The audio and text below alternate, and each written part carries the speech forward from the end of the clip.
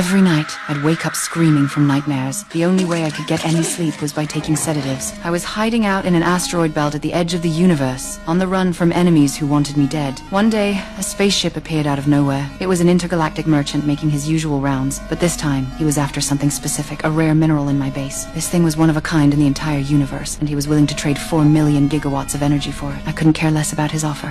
What I need is a weapon.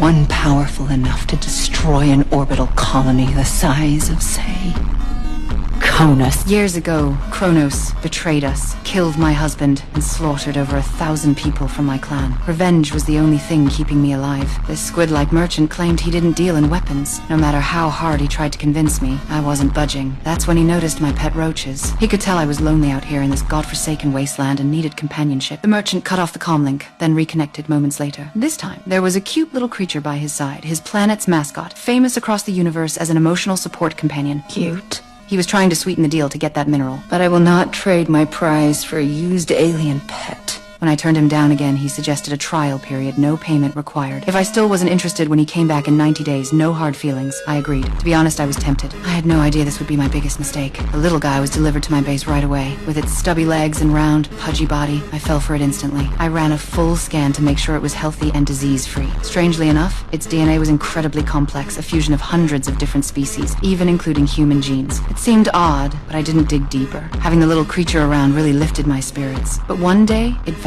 At the same time, I found dismembered limbs scattered around the base, all from my pet roaches. I followed the trail of carnage to a corner where I found a cocoon. Just as I reached out to touch it, the thing moved on its own. A small hand emerged. The creature had evolved inside the cocoon and grown significantly. Looking at the growing creature felt like looking at my own child. We spent some happy times together at the base, and slowly, my inner wounds began to heal. Suddenly, alarms blared.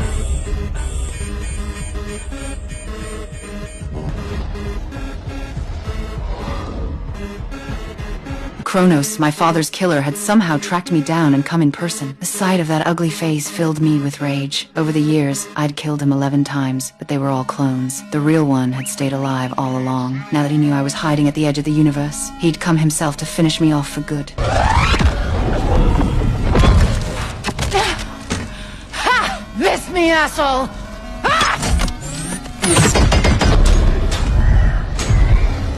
Aim for her reactor!